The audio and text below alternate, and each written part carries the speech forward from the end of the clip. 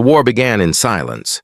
No one had expected the humans to survive the first wave, yet somehow they did. On the edge of the galaxy, among the ruins of forgotten colonies, a small human outpost stood against an empire of predators. These alien warriors, called the Varkal, had never faced resistance like this before. They believed strength was born only in blood and battle. To them, humanity was weak, a species of fragile bones and soft hearts. But the human they met that day was not weak. His name was Elias Trent, a soldier without rank now turned caretaker. After the fall of his unit, he lived quietly on an abandoned station, raising a strange cub, one the Varkal had left to die. The creature was barely larger than a dog then, with silver fur and dull golden eyes. It was born from a predator species feared across 5 star systems. Yet it had been discarded, called defective, because it refused to kill. When the Varkal scouts first found Elias and the cub, they laughed. They saw a man training a beast that couldn't even snarl. They mocked him through the station's comms, calling him the soft human who mothers a failure. Elias ignored them. He fed the cub, played with it, spoke to it gently. The Varkal recorded him and broadcasted the footage across outposts as a joke. But the cub was changing. It grew larger each day, its muscles hardening, eyes burning brighter. It learned from Elias, not just movement, but emotion. It began to protect. When scavenger drones attacked, the cub destroyed them faster than any weapon. Its body moved with instinct and precision, its roars shaking the corridors. The human didn't chain it. He didn't command it. He only whispered, "Easy, partner." And the creature listened. One day, the Varkal came closer. Their commander, Reth, sent a small hunting team to collect the cub for sport. Elias saw them land through the viewport, 6 armored predators in silver plating. He stood at the airlock calmly, the cub beside him. The Varkal approached laughing, claws glinting under the blue ship lights. "Step aside, human," Reth sneered through the helmet speaker. "That is no pet. It belongs to the Varkal. We'll take it back for proper use." Elias said nothing. His eyes stayed fixed on the leader. The cub growled low, a rumble deep and controlled. Reth laughed again. "Look at it. Still obedient to you. Weakness breeds weakness." He took a step forward, raising his plasma spear. Then everything changed. The cub's fur rippled like fire. In one movement too fast for the eye, it lunged. Metal shattered, screams echoed, and blood marked the deck. The Varkal's laughter died as the cub tore through their formation, silent except for its growls. Elias didn't move. He simply watched, expression unreadable. When the smoke cleared, only Reth remained, pinned to the wall by the creature's claws. Elias walked forward and placed his hand on the cub's shoulder. "That's enough." The creature stopped instantly, golden eyes meeting the human's calm gaze. Reth stared at them both, disbelief twisting his face. "What are you?" he gasped. Elias turned toward him. "A mistake," he said softly, "that you should have left alone." The cub growled once more, a deep sound that vibrated through the deck plates. The Varkal ship withdrew in panic, its sensors recording every moment. Hours later, those recordings would travel across the galaxy. Every species would see a single human standing beside a beast that obeyed no one else, a predator made not by blood, but by bond, and whispers began to spread through the dark corners of space. The human raised a monster. But Elias knew the truth. It wasn't a monster. It was family. And as the stars outside the viewport burned brighter, he knew this was only the beginning. The galaxy had just met its nightmare, born from mercy, guided by humanity. News of the attack spread faster than light. Across alien networks and war channels, the footage replayed again and again, a human standing beside a blood-soaked predator that moved like a storm. Many refused to believe it. The Varkal called it an illusion, a trick of human editing. But others, the ones who had faced humanity in war, recognized the look in that man's eyes. It wasn't madness. It was patience. Elias never cared about the attention. While the galaxy argued, he stayed aboard the abandoned station, repairing old machinery and strengthening its defenses. The cub, now named Ro, had grown to the size of a hover tank. Its fur shimmered with faint silver light under the station's glow, and its movements were no longer wild. Ro had learned control. It responded to hand signals, tone, and even the rhythm of Elias's footsteps. Elias spoke to Ro like a person, teaching it calmness, timing, even restraint. When Ro growled too loud, he'd say quietly, "We don't scare the innocent." When it broke through walls chasing drones, he'd mutter, "That's expensive."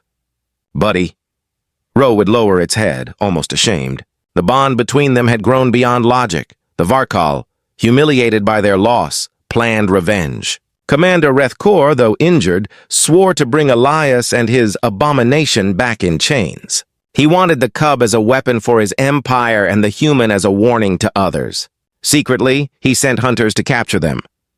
One night, while Elias slept near the central console, Ro suddenly lifted its head. The fur on its spine rose and its golden eyes narrowed toward the docking bay. Elias opened his eyes instantly. He didn't ask how Ro knew. He just nodded. "Show me." They moved together, one man, one beast, silently through the metallic corridors. The emergency lights flickered, reflecting in Ro's eyes like twin suns. When they reached the bay, Elias saw them, cloaked figures cutting through the airlock seal. He counted 6 again. He placed his hand on Ro's neck. "Not yet," the seal burst. The intruders entered quickly, weapons glowing faint red. Elias stayed hidden behind the machinery, whispering, "Now." Ro struck without warning. The floor shook. The hunters didn't even scream. They vanished under claws and teeth. One tried to shoot, but Ro's tail slammed him into the wall, leaving nothing but armor fragments. Elias moved beside him, using scavenged shock grenades to block their escape. Within moments, the attack was over. But something new caught Elias's attention. One of the hunters was still alive, crawling backward, eyes wide with terror. His mask was broken, revealing pale gray skin and trembling fangs. Elias crouched in front of him. "Who sent you?" he asked. The alien spat blood. You're an animal tamer. You can't win. The galaxy will hunt you," Elias sighed. "They already are." Ro stepped closer and the alien shrieked. Elias placed a hand on Ro's chest. "No, not this one." The creature hesitated, then sat down beside him, rumbling softly. The alien could only stare. "It listens to you. A killing machine listens to a human." "Not a machine," Elias corrected, standing up. "It's alive. That's what makes it stronger than any of you." He let the survivor live, knowing he would tell the story. Fear, Elias understood, was more powerful than death. Days later, small ships began circling the station at a distance, observing. Drones recorded Ro walking beside Elias across the hull, as if guarding it. Every new video spread further. Some called the duo a myth. Others called them a threat. On frontier colonies, alien parents began warning their children, "Behave, or the human and his monster will find you." Elias didn't care about legends. He spent each day refining the station's defense grid, scanning the void for larger ships. He knew the next attack would not be small. Rethkor would come personally. That night, he sat near the viewport, the endless stars stretching beyond. Ro lay curled beside him, breathing slow and steady. Elias rested his hand on its thick fur. "They're afraid now," he said quietly. "Good. Maybe they'll stay that way." Ro's golden eyes opened, glowing faintly in the dark. It made a low, soft sound, a growl that almost sounded like a question. Elias smiled tiredly. "Yeah, I know. It's not over." Outside, a faint signal blinked on the sensors. A fleet was approaching. The war that began with laughter was about to echo across the stars, and this time, the galaxy would learn what humans could create when pushed too far. The stars outside the viewport no longer looked peaceful. They pulsed with silent warnings, signals of fleets moving, coordinates shifting. The quiet station had become the eye of a coming storm. Elias knew it.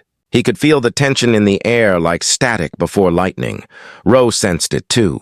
The massive predator paced restlessly through the metallic corridors, claws echoing on the steel floor. Its golden eyes flickered like molten fire, and every movement carried controlled fury. For weeks, the creature had grown more intelligent, more aware. It could now understand entire phrases, sense emotions, and even react to danger before the sensors did. Elias sometimes wondered if the beast had started reading him better than any human could. But tonight, the silence broke. The long-range scanners lit up, hundreds of energy signatures closing in. Elias leaned over the control console, his jaw tightening. "They're here," he murmured. He didn't need to say who.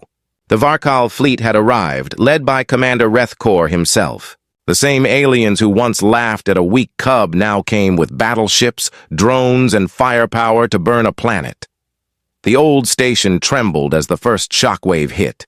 Ro growled, its fur bristling as lights flickered. Elias activated the defense grid, watching the shields flare under plasma bombardment. The system wasn't made for war, but neither was he.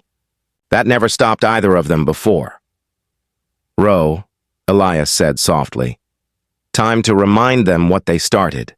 The creature lowered its head, understanding instantly. Together they moved to the launch bay where Elias had modified old cargo pods into drop modules. Ro stepped inside one, crouching with eerie calm. Its golden eyes locked onto Elias. The human placed a hand against the reinforced glass. "Go show them what they made." The bay doors opened. One by one, the drop pods fired out into space, streaking like meteors toward the enemy fleet. On every Varkal ship, alarms blared. Scanners detected life signatures too large, too fast. Then came silence. The pods slammed into enemy hulls, bursting open with mechanical shrieks. Ro tore through the corridors of the first ship like living artillery, ripping steel, shredding armor, moving faster than the cameras could track. Inside the station, Elias monitored every feed. He watched as red blips, enemy units, disappeared one after another. The comms exploded with panicked Varkal chatter. "It's loose! How is it here?" "It's inside the command ship." "By the gods, it's hunting us." Elias almost smiled. He patched into the comm line, voice calm and steady. "You mocked it once," he said. "Now you'll see what mockery costs." Rethkor's voice answered through static, furious and shaking. "You think one beast can stop a fleet?" Elias leaned closer to the mic. "No, but fear can." Outside, Ro leapt from one destroyed vessel to the next, unstoppable. Its claws burned from plasma residue, its roars shattering the comms of nearby ships. The Varkal, once proud hunters, fled like prey. One by one, their ships broke formation, retreating into hyperspace. When the last of them fled, silence returned.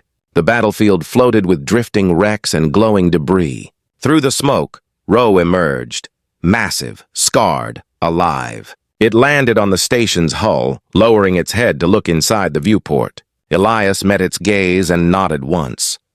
"Well done," he whispered. He stepped outside the airlock into the ruined bay, meeting the creature under the cold starlight. Ro moved closer, pressing its forehead gently against his chest. For a long moment, neither moved.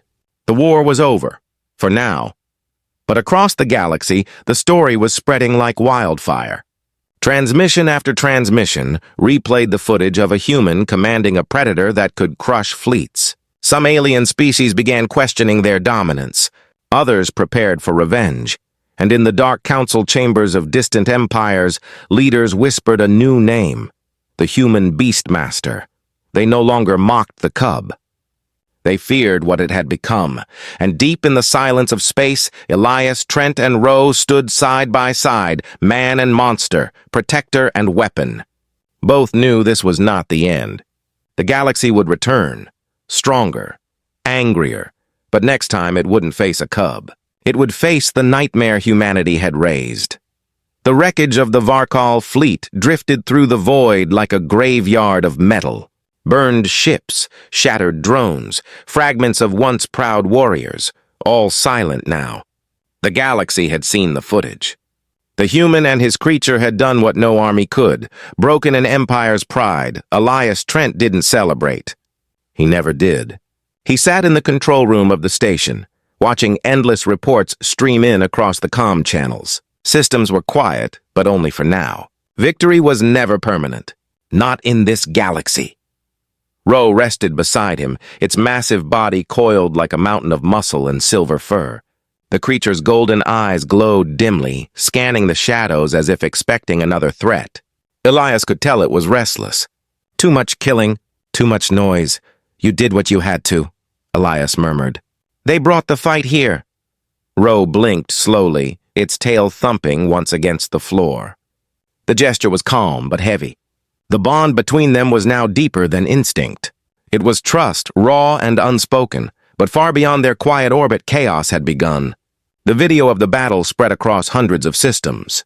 On alien forums and military feeds, the same question kept repeating, what is humanity hiding? Entire species started arguing. Some said humans had unleashed a genetic weapon. Others believed they had tamed a mythic predator. The weakest races wanted to ally with humanity for protection. The strongest began preparing fleets for containment. Fear had found a new home in the hearts of those who once mocked Earth. Elias didn't know any of this. He had other problems. The station's power cores were failing. After the battle, several reactor conduits had cracked. Life support would only last a few days. He needed supplies, and that meant leaving the station for the first time in months. He checked his worn-out ship, a small cargo hauler rebuilt from scrap. It wasn't much, but it would fly. Stay here, he told Ro, strapping his weapon to his side. Guard the station, Ro's ears flattened. The beast gave a low growl that sounded more like a plea. Elias paused and sighed. I'll be back, partner. I promise. He left quietly, the airlock closing behind him. The journey to the nearest trading moon took hours. The station lights faded behind him until only starlight remained. When he finally landed, the small outpost was almost empty, just a handful of merchants and scavengers too desperate to live anywhere else.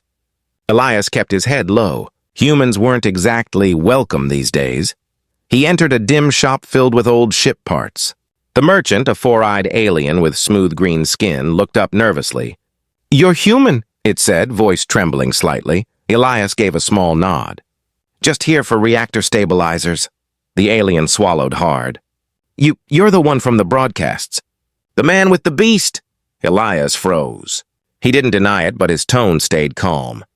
Do you have the parts or not? The merchant hesitated, then nodded quickly, rushing to the back. When it returned, it handed over the crates with shaking hands. Please, take them. No charge, Elias frowned. Why? Because the council has placed a bounty on you, the alien whispered. They fear what you've done. Every system is watching. Some worship you. Others want you dead. Elias took the crates silently. Then I'll make sure they keep watching. As he turned to leave, alarms blared. The sky above the outpost lit up with flashes of light, dropships descending fast. He looked up, jaw tightening. Varkal insignias, already? He muttered. He sprinted back toward his ship. Plasma bolts tore through the market, scattering debris and terrified aliens. Elias ducked behind cover, fired back, and hit two before reaching the ramp. The engines roared to life as he launched into orbit. Behind him, explosions painted the night sky. Ahead, his comms crackled with static. But through the noise came a sound he'd never expected. A growl. Ro? He breathed. Then came the message, an automated distress ping from his station. Ro had activated the emergency beacon. Elias gritted his teeth and pushed the thrusters to maximum. Hold on, partner. When he broke through the clouds, he saw it. A fleet. Not Varkal this time, but a combined strike force of multiple species. They had come for him. Dozens of ships surrounding the station like vultures. Elias stared at the chaos ahead, then whispered, So this is how fear spreads. Ro was alone, waiting inside that station. The galaxy had united against a human and his so-called monster. And Elias knew one thing for certain. He wasn't coming home to hide. He was coming home to end it. The stars were no longer beautiful. They were burning. As Elias's ship burst through hyperspace, the comms filled with the sounds of chaos, warnings, screams, energy spikes. The coalition fleet had surrounded the station. Dozens of ships, different races and colors, united by fear of one man and his creature. They called it Operation Containment. They called him the Beast Keeper of Soul.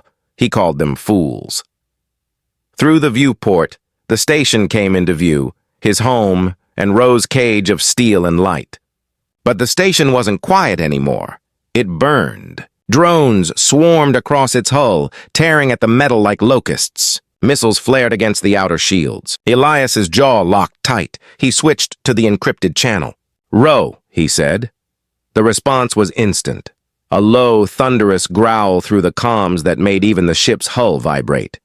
"The creature was alive, angry, good," Elias whispered. "Let's give them a reason to remember." He angled his ship straight toward the battlefield. Enemy sensors detected him instantly, locking on, firing. Plasma bolts tore through space, missing by inches. Elias dived between wrecks, weaving like a phantom. He landed the ship in the open hangar amid the chaos. The doors slammed behind him. Smoke filled the bay.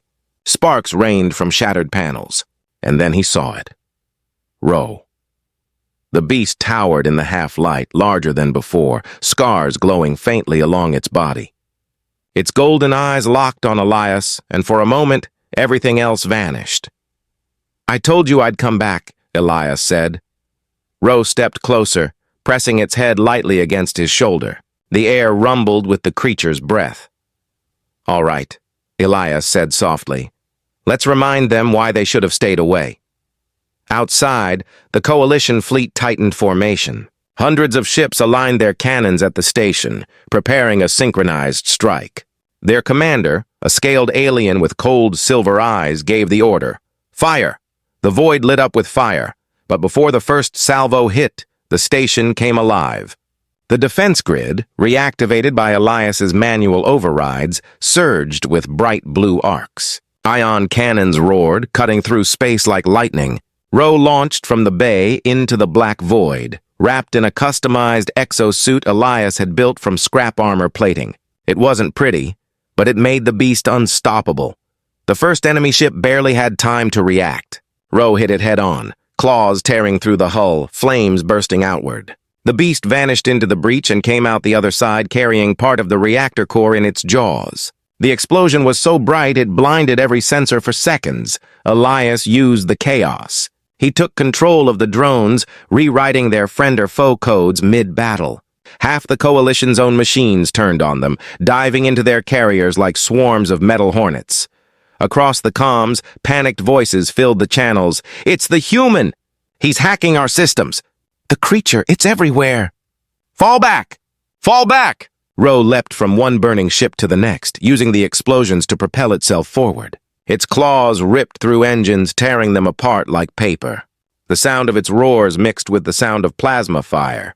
Pure chaos turned into symphony. Inside the station, Elias worked like a ghost. His hands flew across consoles, redirecting energy surges, locking missiles, sabotaging every ship that tried to retreat. He wasn't fighting for glory or vengeance. He was fighting for survival, and for the creature that had become his only family. Finally, Ro landed on the Coalition command vessel, massive and wounded, but unbroken. The flagship opened fire point blank, but it wasn't enough.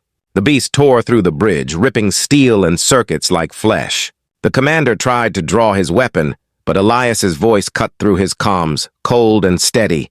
"You called it a monster. Now look in the mirror." The commander barely had time to scream before the entire ship went silent. When the dust cleared, nothing moved. The coalition fleet, hundreds of ships, was gone. Only drifting metal and dying lights remained. Ro floated through the debris, covered in ash and blood. Its armor cracked, but its eyes still burning bright. Elias stood at the viewport, watching the destruction unfold. He didn't smile. He didn't speak. The galaxy had united to destroy a myth. Instead, it had created one.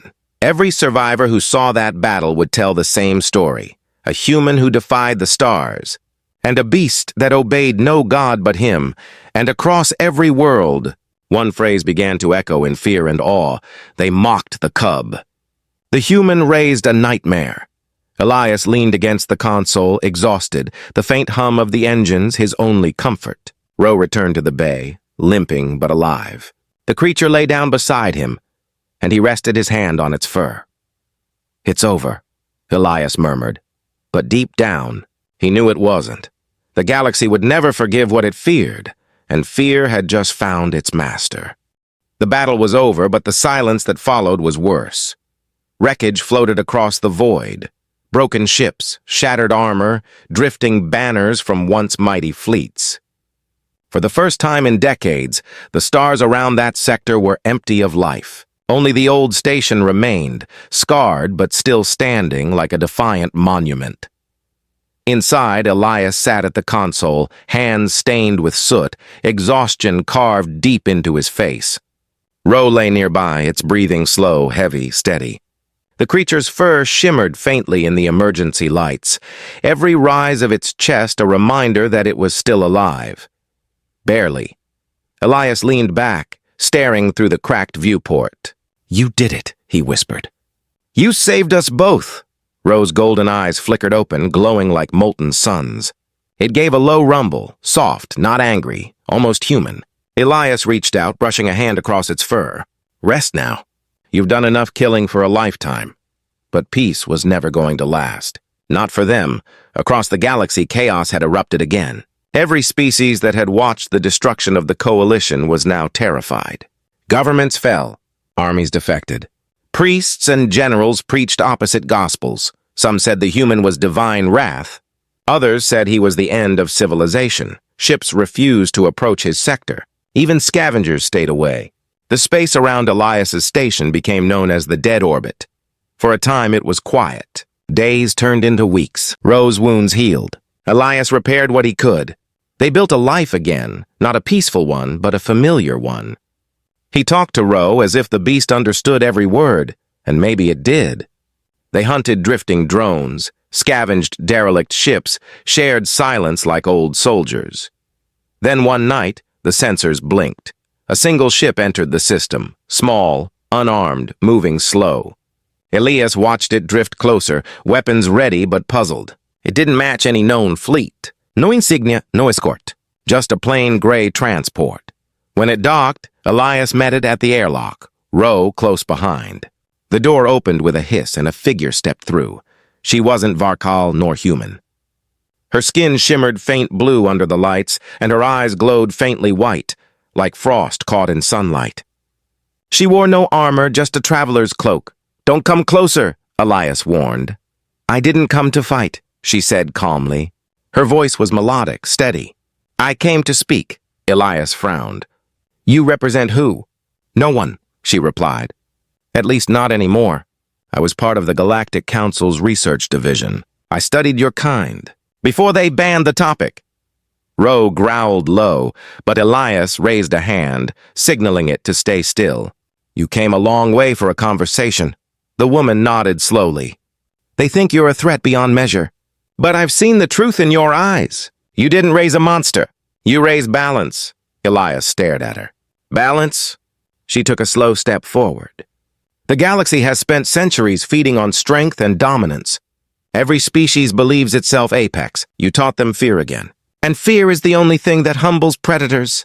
Elias's expression hardened. "Fear isn't peace." "No," she said softly. "But sometimes it's the road to it." They stood in silence. The hum of the ship's engines echoed faintly. After a moment, she reached into her cloak and handed him a small device, a data core. "Inside is proof. The Council is fracturing. There are those who wish to destroy you, and those who want to learn from you. They've begun experiments, trying to replicate your bond with the creature." Elias's jaw clenched. "They'll fail," she smiled faintly. "I know, that's why I'm here, to warn you. And to ask something?" "What?" "Don't destroy what's left of us. The galaxy needs to see what you truly are. Not death, not vengeance, but restraint. Show them that humanity's strength is not rage. It's mercy." For a long moment, Elias said nothing. Then he looked at Ro, who had risen to its feet, silent and watching. He nodded once. "Mercy," he repeated. "They laughed when we showed it the first time." The woman's gaze softened. "Then maybe they'll understand it now." She turned to leave, but paused at the airlock. "One day they'll come to you again. Not with weapons, but with questions. Don't meet them with claws. Meet them with truth." Elias didn't answer. The door closed behind her. Hours later, he stood at the viewport again, watching the stars. Ro sat beside him, calm and steady. Elias reached out, resting his hand on the creature's head. "They feared what they didn't understand," he murmured, "and we became their nightmare. Maybe it's time to teach them what a human really is, Ro rumbled softly in response. Eyes glowing bright in the darkness, out there beyond the ruins of war, the galaxy was still trembling, but for the first time not out of hatred. Out of curiosity, out of awe. The legend would live on, whispered across worlds, the man who raised the monster that chose mercy. And as the stars drifted past, Elias Trent closed his eyes, letting the hum of the cosmos settle into silence. The war was over, the lesson had begun.